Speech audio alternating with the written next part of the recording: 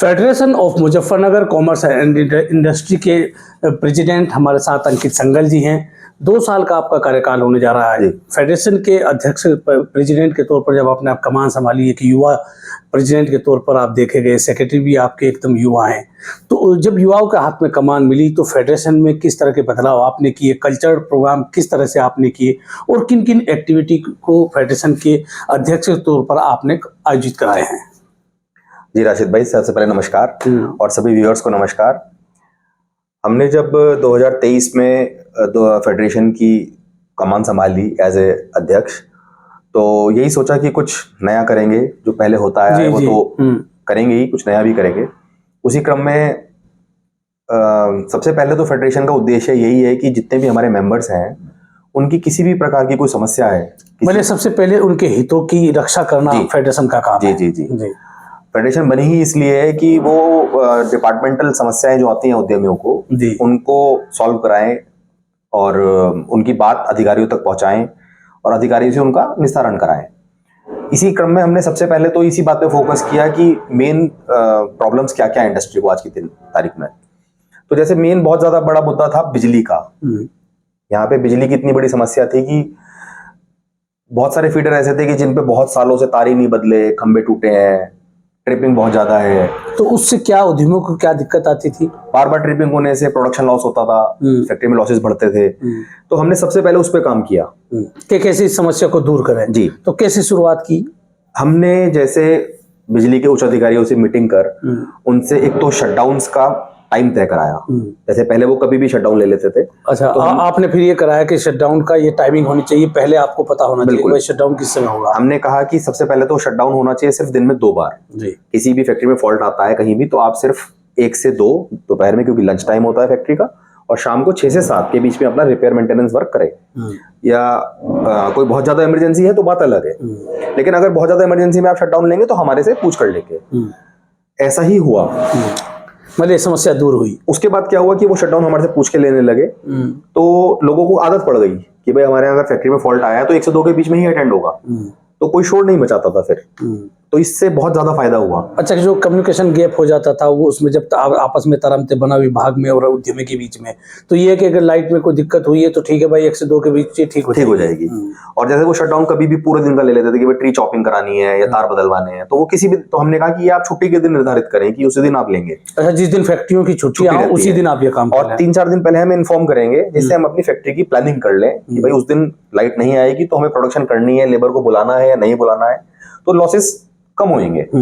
अचानक से लेबर आके बैठी है, आदमी बिल्कुल प्रोडक्शन करने के तैयार है, पूरा दिन का शटडाउन है, तो बहुत लॉस होता था, वो नुकसान होता था कहीं ना कहीं। तो उसमें बहुत सुधार आया है, उसमें काफी सुधार आया है उसमें। फिर हमने एक मीटिंग तय कराई उद्योग बंधु के माध्यम से कि क्योंकि उद्योग बंधु में जितने भी मैटर इंडस्ट्रीज के आते थे उसमें मैक्सिमम मैटर्स बिजली से संबंधित होते थे। तो डीएम साहब ने उस टाइम, अरविंद मल्लप्पा पंगारी जी थे, उन्होंने कहा कि आप एक बिजली वालों से मीटिंग उद्योग बंधु से पहले रखा करें, जिससे उद्यमियों के जो बिजली के मैटर्स हैं वो पहले ही सॉल्व हो जाया करें। कहीं ना कहीं वो भी चूंकि बिजली विभाग के एमडी रहे पश्चिमांचल के, तो उनको समझती कि बिजली में क्या समस्या है।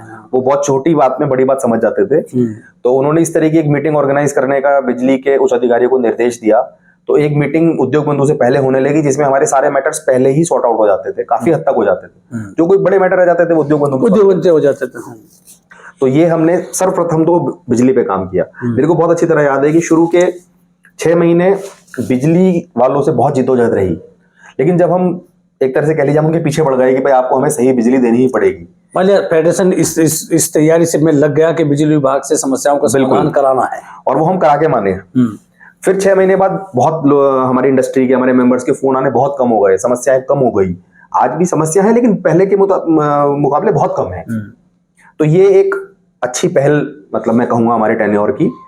उसके बाद हम तो बहुत सारी मीटिंग हम लोग करते रहे, समय समय पर जैसी डिमांड आती रही मेंबर्स की तरफ से कि जी हमें ये प्रॉब्लम है या ये इस डिपार्टमेंट से मीटिंग होनी चाहिए।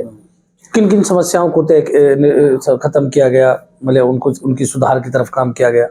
देखिए, जैसे मैं आपको बताऊं, जीएसटी उस टाइम कुछ नए नॉर्म्स लेकर आया था, बहुत सारे नए टैक्स लगा कर आया था। तो हमने जीएसटी की एक मीटिंग की, उसमें हमने सहारनपुर से एडिशनल कमिश्नर को बुलाया और यहाँ के सारे अधिकारियों को बुलाया। सब लोगों ने, हमने एक एजेंडा तैयार करके मीटिंग की और एक ओपन फोरम पे सबको बोलने का मौका दिया कि आपको क्या क्या परेशानियां हैं। सब ने, कमिश्नर साहब वगैरह ने, सबने उनकी बात सुनी, बहुत सारी समस्याओं का समाधान उसी दिन हुआ। और जैसे कुछ छोटे छोटे नोटिस भेजे जा रहे थे, 1,000 रुपए के नोटिस भेजे जा रहे थे, उन पे अंकुश लगा। जीएसटी की मीटिंग बहुत सफल रही हमारी। एक हमने एमडीए के साथ मीटिंग की। एमडीए में बहुत बड़ी प्रॉब्लम ये थी कि जैसे जो एमडीए अपना टैक्स लगाता है वो पूरे एरिया पे लगाता था। मतलब फैक्ट्री में अगर आपने 10 बीघे जगह ली है तो 10 बीघे पे 10 बीघे पे टैक्स होता था। हमारी डिमांड थी कि जितना कवर्ड एरिया है, जितना हम 10 बीघे में कवर कर रहे हैं फैक्ट्री लगाने के लिए, उतने पे टैक्स लिया जाए। बाकी जिलों में ऐसा ही होता था, पता नहीं मुजफ्फरनगर में ऐसा क्यों हो रहा था कि वो पूरे पे टैक्स लिया जा रहा था। तो हमने डिमांड रखी, बहुत जल्दी से हमारी डिमांड पूरी नहीं हो पाई। हमने मंत्री जी को ज्ञापन दिया, कपिल देव जी को, संजीव बालियान जी उस टाइम एमपी थे, मंत्री थे, उन्हें ज्ञापन दिया, और हम इस काम में लगे रहे। एमडीए की वीसी से और सचिव साहब से मिलते रहे। लगातार फेडरेशन प्रयास कर रहा है कैसे समस्या को दूर कर। फाइनली वो हमारी मांग मान ली गई, पूरी हुई। उससे उद्यमियों को बहुत राहत मिली कि सिर्फ कवर्ड एरिया पे ही टैक्स लगाया जाएगा। तो उससे काफी बचत हुई और लोगों को एक उत्साह बना कि इंडस्ट्री लगाएं, कुछ नया करें। नहीं तो लोग बैठ गए थे बिल्कुल कि भाई इतना खर्चा है कि कैसे इंडस्ट्री लगेगी। मतलब फेडरेशन ने जो एक प्रयास सामूहिक रूप से किया, उसका असर दिखा, तो कहने के उद्यमियों की राहत की खबर है। बिल्कुल। उसके अलावा हमने एमडीए के साथ बहुत अच्छी मीटिंग की। एक हमने मीटिंग की थी, जो आईपीसी सेक्शन होता है, इंडियन पैनल कोड, उसको चेंज करके बीएनएस बना दिया। बीएनएस बनाया गया जी, भारत न्याय संस्था। तो हमने उनके साथ, हमने यहाँ के एक बहुत सीनियर एडवोकेट्स हैं, 2 माधुरी मैडम है, एक और सर थे, दोनों को बुलाया और उनके साथ मीटिंग की। उन्होंने जो भी सिविल राइट्स हैं उनके बारे में हमें अवगत कराया। मतलब जो भी उद्यमियों के नागरिक अधिकार है। जी बिल्कुल। और उस मीटिंग की बहुत सराहना हुई कि बड़ा अच्छा टॉपिक आपने चुना। उसके अलावा हमने जैसे पॉल्यूशन विभाग के साथ मीटिंग्स की, फायर के साथ मीटिंग की, मॉक ड्रिल कराए।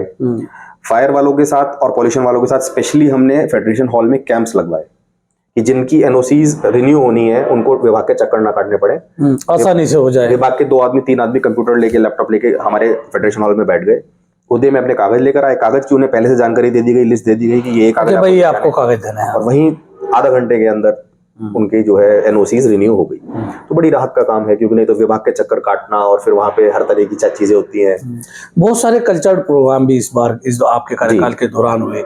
तो कल्चरल प्रोग्राम के पीछे क्या वजह थी? क्योंकि उद्यमी उनके परिवार की एक गेट टुगेदर पार्टी होती है, कुछ मनोरंजन के लिए भी कुछ होता है, तो उसके पीछे क्या वजह थी? लेकिन मैं बताता हूँ आपको, मैंने ये देखा कि जब हम फेडरेशन में मीटिंग करते थे तो यूथ बहुत ज्यादा कनेक्ट नहीं कर पा रहा था।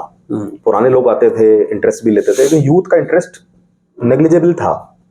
तो मेरे को लगा कि ऐसे चलेगा तो कैसे काम चलेगा, मतलब यूथ आगे कैसे आए, यूथ की कैसे दिलचस्पी फेडरेशन की तरफ बढ़े, या इन संस्थाओं, इन संगठनों में वो आगे आकर पद लें, पदाधिकारी बने, लीडर बने। तो उन्हें शुरुआत तो करनी पड़ेगी ना। अब उनका इंटरेस्ट बना, इसीलिए मैंने, मतलब अभिनव स्वरूप और श्रेय जैन जो हमारे सेक्रेटरी और जॉइंट सेक्रेटरी थे, मतलब उनको इसलिए चुना था इस वाली टीम में कि जिससे यूथ का इन्वॉल्वमेंट बढ़े। फिर हमने और अपने मेंबर्स के नए एंटरप्रेन्योर्स को आगे लाने के लिए कुछ ऐसे कार्यक्रम करे, जैसे हमने कावड़ के टाइम पे कावड़ शिविर लगाया, हमने एक प्याऊ लगाया गर्मियों में। वो प्याऊ 1 महीने तक लगातार चला। उस प्याऊ में इतनी सेवा हुई जिसका कोई हिसाब नहीं है। उसमें बहुत यूथ जुड़ा, यूथ इन चीजों से कनेक्ट करता है। प्रोग्राम होते रहे तो युवा जो है जोड़ता चला गया। तो युवाओं को जोड़ने के पीछे अंकित संगल की या फेडरेशन के जितने पदाधिकारी हैं, तो आपकी सोच क्या है कि एक नई टीम पहले से तैयार, जी बिल्कुल, ताकि जो पुराने लोग हैं वो अगर काम करने में थोड़ा दिलचस्पी ना दिखाए, तो यूथ आजकल देखने में भी आता है कि किसी के परिवार की फैक्ट्री है तो उनका बेटा या उनकी बेटी उस बिजनेस को संभालना चाहते हैं, तो कहीं ना कहीं उनकी समझ बनेगी, उन्हें लगेगा दिक्कत। एक्चुअली होता क्या है आजकल, क्योंकि इंटरनेट का जमाना है, तो हर कुछ इंटरनेट पे अवेलेबल है। तो वो सोचता है कि क्या करेंगे फेडरेशन में जाके, किसी भी संस्था में XYZ, तो उनका इंटरेस्ट क्रिएट करने के लिए हमें उनसे एक बॉन्डिंग बनानी पड़ेगी। उस बॉन्ड को बनाने के लिए हमने, ऐसा कह लीजिए कि इस तरह के कुछ कार्यक्रम रखे। एक श्रीराम कॉलेज में प्रोग्राम हुआ था, उसमें यंग एंटरप्रेन्योर्स को अपनी लाइफ के बारे में बताना था। वो बिजनेस में कब आए, उन्हें बिजनेस लगाया मिला, विरासत में क्या मिला, या उन्होंने क्या नया किया। विरासत में मिला तो क्या उन्होंने नई चीजें की है। तो उसमें कमिश्नर साहब भी आए थे सहारनपुर से। तो मैंने अपने फेडरेशन के 4-5 बिल्कुल ऐसे मेंबर्स जो कभी नहीं आते थे, उन यूथ एंटरप्रेन्योर्स को बुलाया और उन्हें एक दिन पहले ही मैंने बताया कि कल आपको श्रीराम कॉलेज में आके एक 10 मिनट की स्पीच देनी है कि आप जब बिजनेस में आए तो कैसा क्या किया, कैसा लगा, क्या किया। तो वो लोग बड़े एनकरेज हुए। पहले तो वो कहने लगे नहीं भैया हम लोग तो मतलब कभी माइक पे बोले भी नहीं, और आप किसी और को देख लीजिए। तो मैंने नहीं, फिर भी मैंने कहा, मैंने उनको हौसला बढ़ाया। वो 4-5 लोग आए, उन्होंने बहुत अच्छी वहां पे अपनी बात रखी, स्पीच दी, और मतलब उससे उनको एक कॉन्फिडेंस बिल्डअप हुआ। तो मेरे को भी उनमें एक आने वाला भविष्य दिखाई पड़ा, फेडरेशन का भविष्य दिखाई पड़ा कि आज इन्होंने शुरू किया है तो कल ये कहीं ना कहीं फेडरेशन से आगे जुड़ कर आगे आएंगे। उसके अलावा हमने जैसे एक बहुत बड़ा स्टेप ये लिया कि हमने ना एक फेडरेशन की क्रिकेट टीम बनाई। उस क्रिकेट टीम, क्रिकेट एक पैशन है और यूथ बहुत ज्यादा आकर्षित है। तो जब हमने फेडरेशन की क्रिकेट टीम बनाई तो एक बहुत अच्छा रिस्पॉन्स हमें देखने को मिला कि भैया हम भी खेलेंगे, हम भी खेलेंगे, हम भी खेलेंगे। इस तरह से जुड़ते जुड़ते बहुत सारे 30-40 यूथ एंटरप्रेन्योर्स हमारे साथ जुड़ गए। उस टीम के बनने से मिलना जुलना शुरू हो गया। प्रैक्टिस होती थी, गेम्स होते थे, मैचेस होते थे। आपस में इतनी अच्छी बॉन्डिंग हो गई उस टीम की, उन मेंबर्स की, कि फिर वो उन्होंने धीरे धीरे मीटिंग्स पे भी आना शुरू किया और उनको इंटरेस्ट आने लगा। तो ये एक हमारी टेन्योर की हमारी पहल थी। और आज हम लोगों के पास, मतलब मैं एक दिन एक मीटिंग में कह भी रहा था कि जैसे एक टीम होती है ना कि स्पेशल 26 या टीम 40, तो हमने एक ऐसी टीम 40 बना ली अपनी। अच्छा, टीम 40 फेडरेशन की तैयार हो गई, जो बिल्कुल जिसमें सारे यूथ हैं और वो बड़ा मतलब इंटरेस्ट लेते हैं। जैसे उद्योग बंधु होती है तो 20-40 तो नहीं, लेकिन आधे, वो तो कुछ लोग आते हैं। हाँ। अब उनका आने का मतलब एक रास्ता खुला है। तो अभी आपने जिला प्रशासन के साथ और फेडरेशन ने एक मैत्री मैच भी खेला, तो उसके पीछे भी ये है कि कहीं ना कहीं यूथ को कैसे हम जोड़ के चले इसके साथ। देखिए, इसकी शुरुआत एडमिनिस्ट्रेशन ने ही हमारे साथ की थी। अच्छा। जब हम लोगों की एक उद्योग बंधु की मीटिंग के बाद लंच चल रहा था तो सीडीओ साहब, डीएम साहब बैठे थे। उन्होंने कहा कि भाई क्रिकेट नहीं खेलते क्या? तो हमने कहा जी नहीं, क्यों नहीं खेलते, खेलते हैं। तो बोले कि हमारे साथ मैच करो। आपने कहा हमारे पास टीम 40 है। नहीं, तब तक नहीं बनी थी। अच्छा, तब तक नहीं बनी थी। अच्छा, हाँ। तो वहीं से माइंड में आइडिया आया था। तो हमने कहा सर खेलेंगे। बोलते हैं हमारे साथ मैच करो। तो बस हमने अपने ग्रुप पे डाला कि कौन कौन क्रिकेट टीम में आना चाहता है। जिन लोगों ने इंटरेस्ट दिखाया उनकी एक टीम तैयार की और फिर वो टीम बढ़ती चली गई, मतलब उसमें लोग जुड़ते चले गए। और फिर ये मैच इस साल एडमिनिस्ट्रेशन के साथ हमारा हुआ। उससे एडमिनिस्ट्रेशन के साथ उन सारे मेंबर्स की, या जो मेंबर उस मैच को देखने आए थे, उनकी एक बॉन्डिंग हुई, उनसे बातचीत हुई, परिचय हुआ। अब वो उन विभाग में कभी जाएंगे तो बहरहाल वो एकदम जाति पहचान लेंगे। फेडरेशन का नाम लेते ही उनकी एंट्री होगी किसी भी अधिकारी के पास। फेडरेशन को बने हुए भी काफी लंबा अरसा हो चुका, कई दशक हो चुके हैं। तो फेडरेशन कितना एक सहयोगी होता है उद्यमों की समस्याओं के निस्तारण में, और आप और क्या चाहते हैं कि उद्यमों के निस्तारण के लिए फेडरेशन को किस तरह से काम करना चाहिए?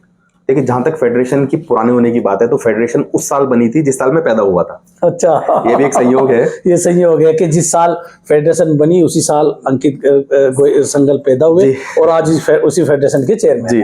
और सबसे पहले जो फेडरेशन के सेक्रेटरी थे श्री नीलकमल पुरी जी, जिन्हें मैं अपना फेडरेशन का मेंटर भी मानता हूँ, उन्होंने ही मेरे को सेक्रेटरी बनाया था।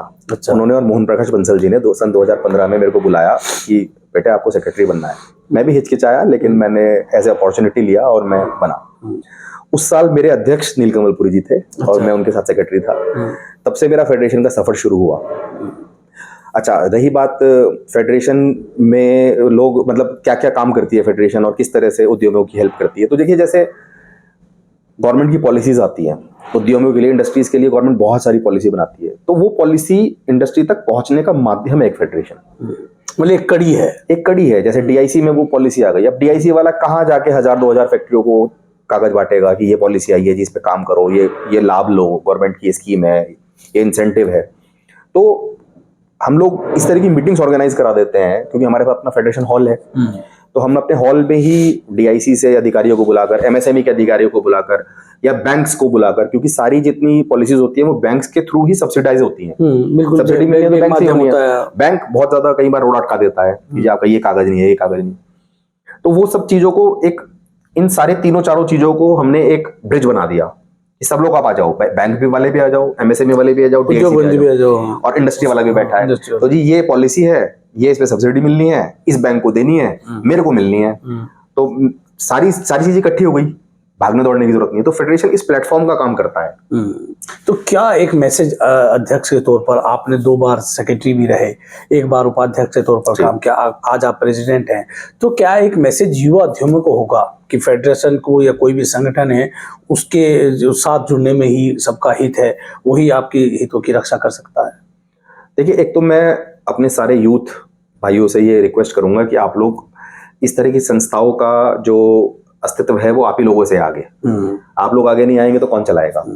तो एक तो मैं ये जरूर कहूंगा कि आप लोग इंटरेस्ट लेकर इन संस्थाओं में आगे आए, पदाधिकारी बने और सीखे कि किस तरह हमें एक कड़ी बनना है। जी, जैसे पुराने जो अध्यक्ष रहे हैं उनके बहुत अच्छे कार्यकाल रहे हैं, उनके अनुभव भी शेयर करें, अनुभवों से जाने सीखें।